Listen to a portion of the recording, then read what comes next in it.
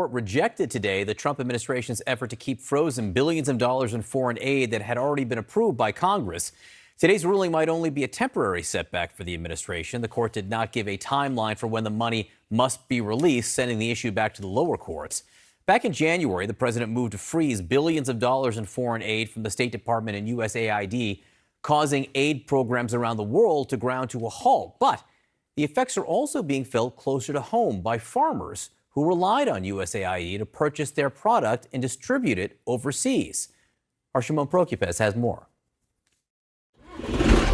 You ask me why I do it? Well, we feed people, and that's a good feeling. What I produce here, I stand behind my crop. I don't produce anything on my farm that I wouldn't eat. Matter of fact, I'll show you. I'll choose some soybeans for you. Man, it tastes good. I'm going right here on my farm. What does it taste like? It tastes like McDonald's hamburger. No. Yeah. That's what's in them. John Boyd Jr. is a fourth-generation farmer. He grows wheat, corn, and soybeans here on his 1,000-acre farm in Southern Virginia. He also founded the National Black Farmers Association, and he's no fan of President Donald Trump. The president casts a net of uncertainty.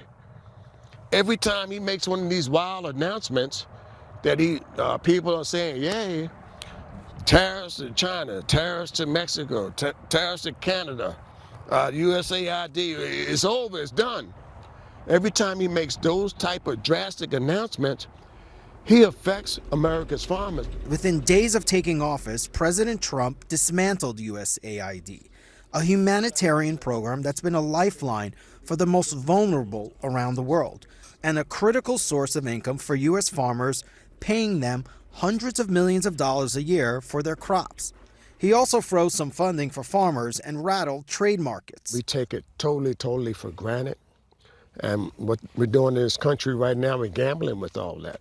Gambling with farmers. Gambling with farmers' lives. They're gambling with my life. They're gambling with my livelihood, man. Farmers like Boyd rely on loans to plant for the upcoming season, with the hope that the harvest will pay it off and bring home some profit. In fact, about 1 million American farmers rely on the USDA for financial assistance every year. But just days before planting season starts, Boyd says he hasn't been able to get a loan yet. And he says he's not the only one. They want you to show them on paper how you're good for that operating loan and how you're going to pay it back. I can't pay it back with $8 beans and $6 beans and $3 corn.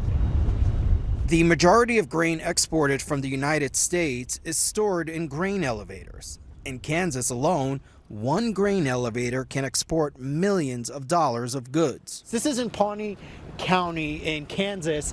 This is a grain elevator site. This is where farmers will bring their grain, stuff that they've harvested, like milo and wheat and soybean and corn. It is stored in these bins, these large concrete bins, and then sold to exporters, companies who are willing to buy that. And right now, it is very difficult to move some of this stuff. They could come in and sell wheat for $5.58. It was down 14 cents today. Kim Barnes has been buying and selling each year's harvest for Kansas farmers for over 50 years. All these bins are full, and they're full of milo. That's $5 million worth of grain, Barnes says.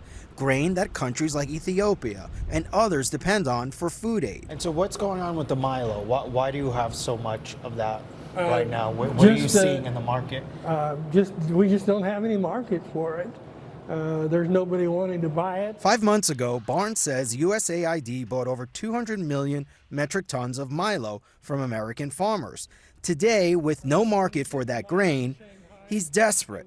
One potential lifeline, a proposal in Washington for the USDA to continue USAID's food distribution program. You're optimistic that the USAID stuff will get moved into the USDA and the program will get... And we'll go on. But John Boyd doesn't share that optimism. He's not just worried about the future of farming, but for the future of his own farm. I have 4 children, and I know that my kids have watched me scuffle, throughout my career. And they're not going to want to do this if this administration continues to make it more difficult than it already is. And Shimon Prokupecz is with us now. Shimon, first of all, it's just amazing how quickly these people are feeling the impact of these decisions, which are just a few weeks old.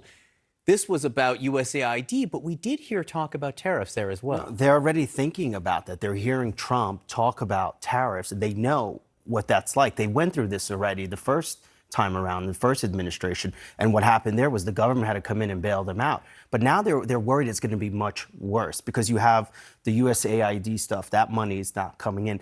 But also significantly is there were grants. A lot of farmers bought into the previous administration. They had grants for conservancy, water, irrigation, all kinds of systems really for the environment that they all bought into. They went ahead and spent their own money to do this.